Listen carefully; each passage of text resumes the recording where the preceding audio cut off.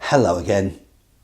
You've heard about 360-degree feedback, haven't you? No, it's not something you get when the leader of your midlife crisis rock and roll band, you know, the one where you all dress in leather, think you're Susie Quattro or Meatloaf, and have the words "born to be a bit upset" sometimes emblazoned on your jacket. Not when they stand too close to the speakers and that awful noise comes out. 360-degree feedback is where you appraise your boss's performance at the same time as she or he appraises you. Well, I don't want to talk about that. I want to talk about something else. I want to talk about 360-degree marketing. It's a phrase we invented here in Coussins Associates because we thought it sounded a bit good. But the idea was to get marketers thinking about a whole different scope to their role. Much bigger, much broader.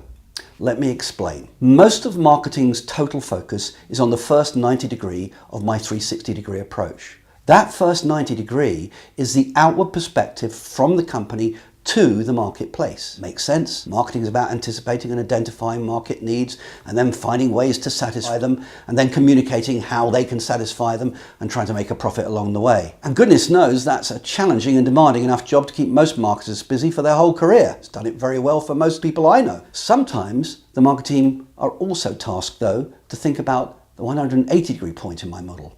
This is the work they, or else the investor relations team, do in relation to marketing them to external stakeholders, groups like shareholders of course, but also the local community in which the organisations operate, the wider community beyond this, including those lovely pressure groups and interest groups, and professional associations and other important market organisations. But there are two additional points of the 360-degree marketing compass that marketing forget about, and that I believe are vital to the success of the whole organisation.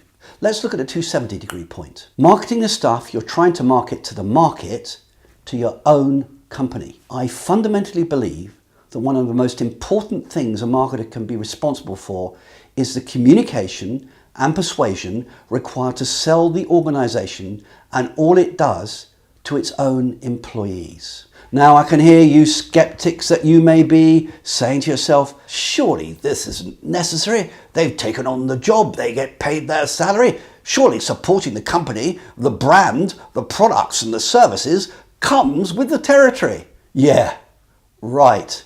Have you ever listened to what some of your employees say about all that behind your back? If you want to truly rally your team around the flag, you need to task as many marketers as you can to communicate with the people in the organisation, to persuade them and to give them real and substantial reasons to believe. The money you spend here will give you up to 4 times the return you might expect from your regular market-focused marketing. Why? Well, if you get everyone aligned behind the organisation, its brand, its products and services, if you can get them to truly believe in it, to believe it with their hearts, they will get most of your customers and prospective customers to believe too. And in today's interconnected world, that has a substantial multiplier impact. So let's devote far more attention to this point on the compass.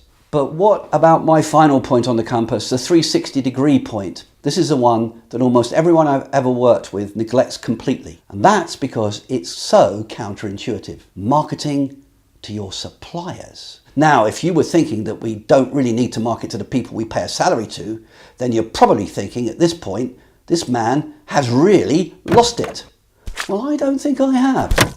You see, everyone wants the best suppliers that they can get, and they want the best from them. The best in terms of value, of price, of T's and C's, of reliability, of quality, and of course, of service. Of course they do. But why should your supplier do that for you? Think about your customers, your clients. Do you always try harder for them? Which ones do you respond to first? Which do you give the very best to in relation to service, terms, prices, delivery, or anything else? Now, if you say all of them, all the time, I'm sorry, I really don't believe you. We all try that a little bit harder, focus a little bit more on those customers or clients that we like, admire, respect, and believe in. So spend a bit more of your time focusing your attention on marketing your organisation to the key suppliers that can make a difference to your organisation, that can truly give you a competitive advantage in your value chain. Get them to share your vision, get them to share your values, to believe in what you believe in and to want to be a part of your success, and you'll be really successful.